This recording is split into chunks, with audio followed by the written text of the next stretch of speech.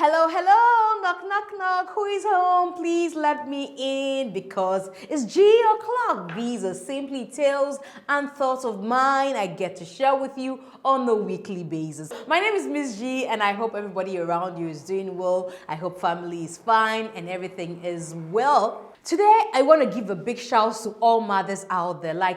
As a mother, I understand what it is like to go on maternity leave, 3 months, 4 months, you're back to work. And it is so worrying that before we even resume work, the body sometimes is not fully healed, especially those who undergo cesarean section is not fully healed. You're worried about your scar, you're still nursing it.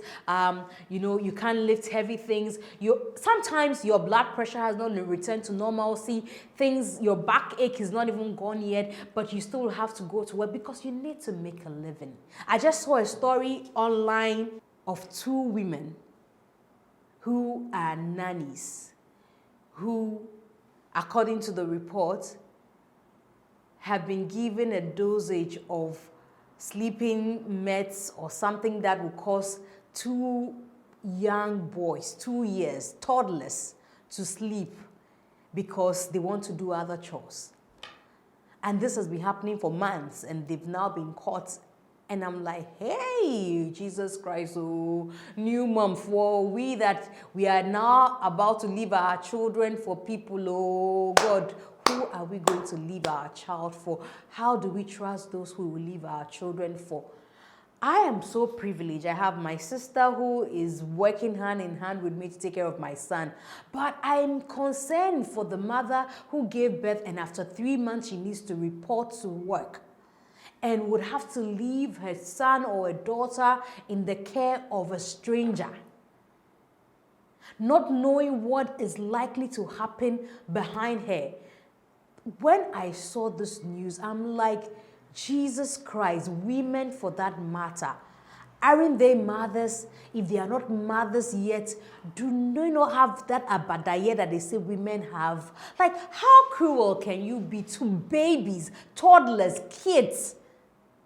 Like, I am so particular about children, motherhood and all. I have loved children for a very long time, but now I'm particular and I get really emotional, really worried, traumatized, kind of confused about issues around children, motherhood and all. And that's why I keep speaking up. That's why I keep doing these videos. And that's why I keep sharing my opinion, because it is worrying to know that a mother will give birth. Sometimes you even come home before the 3 months that is stipulated for your maternity leave. If you have an annual leave, you're lucky enough to add that to it and say, so 4 months at most, you're back to work.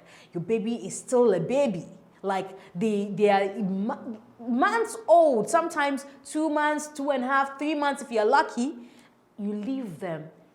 And for those who do not have parents around them, who have lost their parents, especially their mothers, and would have to leave them in the care of someone they don't know. This video or this report got me really worried for you. And I've been saying to myself, what can be done? Got me really concerned, what can be done?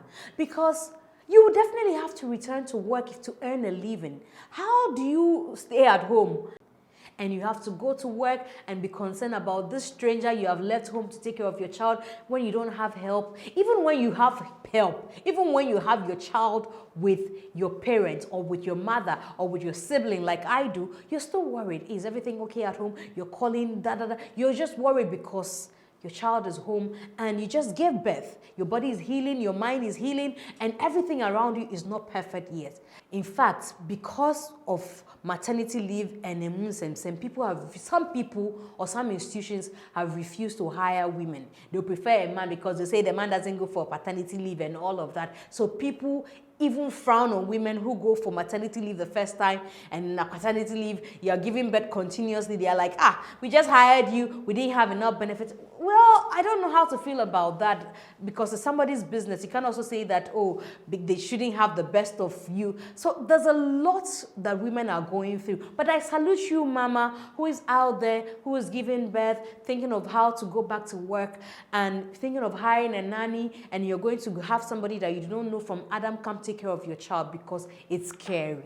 And I salute all stay-at-home moms, like every mother who made that strong decision that I'm forfeiting my salary, I'm going to stay at home to take care of my children, no matter what. I salute you. Anybody who mocks that kind of mother or that kind of woman do not know what she's forfeited to be there. And it is not luxury like some of you think. Oh, a housewife. Hey!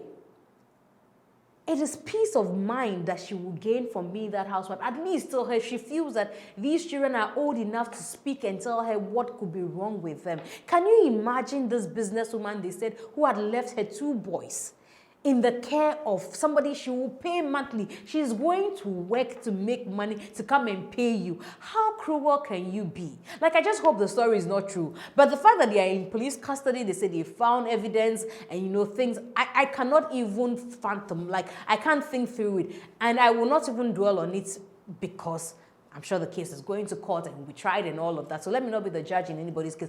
Let's look at the brother picture. Because I have a kid sister who has 2 boys. Twins, she gave birth to them. They are 7 now. So at least they're old. So we can look at it and, you know, laugh. But I know the number of nannies my sister had to change. Like more than 5. Like every time there's something that is happening, something that is not correct about the nanny, something that is happening. So like every time there's an excuse. And I'm like, Jesus Christ, I wish I could stop what I am doing to go and take care of my sister's children. I saw the pain of her waking up to go to work, the pain in her voice when she's speaking about these things. Like, it is worrying. It is sad. The agencies who are giving us these nannies will do their best to recruit, teach, whatever. But these people, they come with their own habits. And I won't lie to you, taking care of a baby is work. Like, fresh mother. Yeah, I've seen Strvggles. Like, sometimes like, why? Because they're crying, you don't know what is wrong with them. You know, you change diaper today, tomorrow is something else. They are falling. They are, especially when they become active, they are falling. They are, a lot of things are happening. They are a handful for one person. So I can imagine. So for people who say, I want to do this job as a nanny, if you don't have that compassion, you don't have that, you know, passion as well, and you don't have what it takes emotionally to take care of a child, please don't opt for it. I know we are saying you're hungry, you need a job to take care of yourself. Please do not go and opt for this job and end up in prison, like how some people are going to end up in. You are better off doing something that you are okay with. But if you decide to go and be a nanny somewhere, please take care of somebody's child, because you don't know tomorrow. Your own child will come and you don't know who would help you. You know, it's also an issue about we believing that we are sowing seeds on this earth. When you do good to somebody, you're sowing a seed. The good will not necessarily come from the person you're sowing seeds to. It might come from people you do not even know. So what can be done? I've been thinking through it, and I'm like, the way a lot of corporate bodies are concerned about social responsibilities, can we also take into consideration creating, say, a kindergarten or a care center in our facilities where nursing mothers can bring their babies actually to work together with their nannies so that they have an oversight of what is happening to their children during the break time. You know, they go feed them when they can, go check on them when they can, because it's in the same premises where they work. Is it possible we can do a thing like that? Can we create that? Because she's worried about her baby that she's left at home. She might not necessarily be giving your job the 100% that it needs, because she's calling home, hey, baby, no here. Baby, say, is the baby okay? Has he eaten? Is it possible? I hear some institutions have done that. Can it be a thing that we have become finally big on, and we are agreeing to? That yes, we understand that 3 months is not enough, your baby will not be old enough, and blah, blah, blah. So we are coming to, we're building a center. We have a place in our office where you can bring your nanny together. It's just that you are going to see that baby at break, so that they can have an oversight, so that they can be sure what the nannies are doing to their children, so that they are rest assured that things are okay. Because it is not funny at all.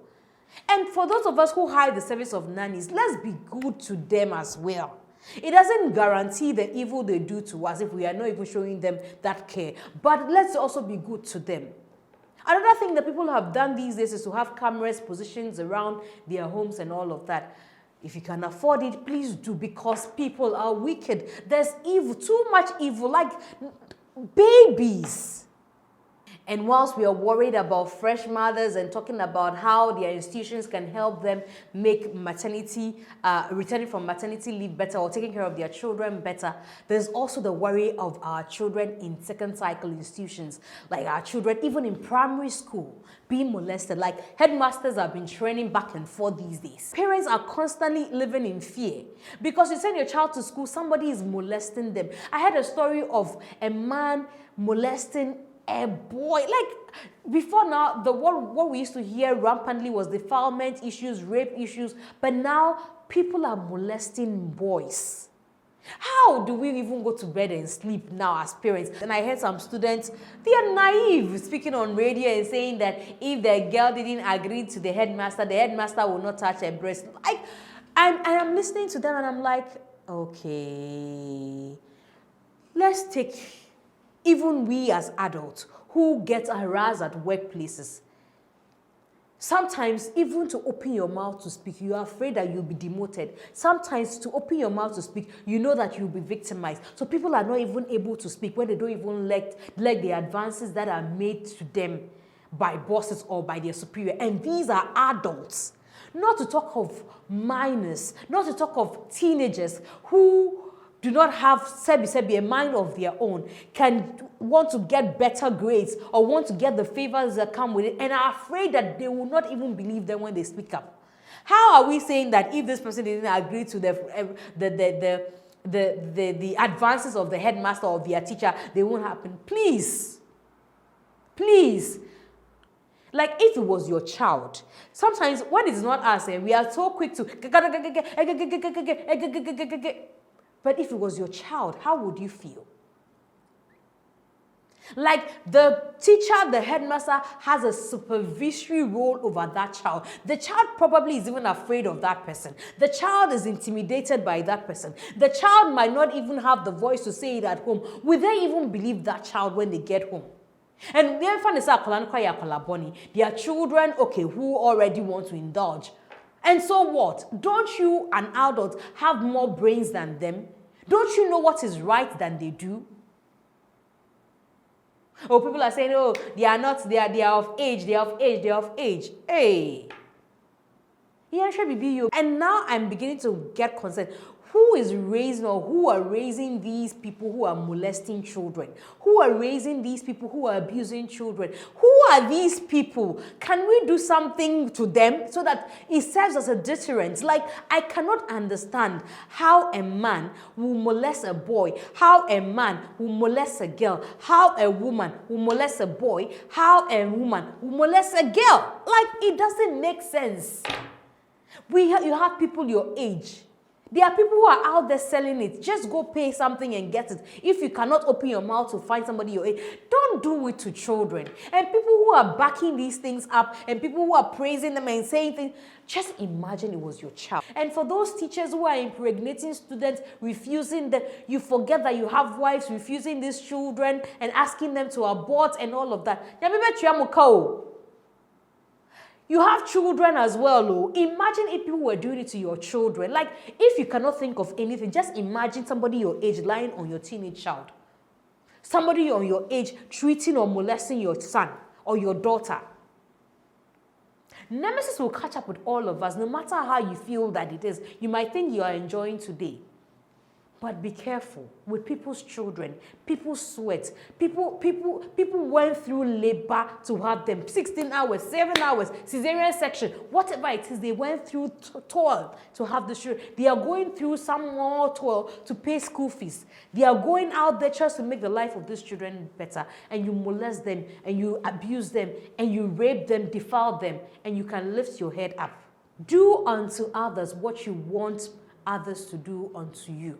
May God give you wisdom, the strength, and give you the heart that matters when it comes to taking care of children. Until we meet again on another edition of G o'clock, my name is MzGee, and thank you so much for giving me audience. Bye.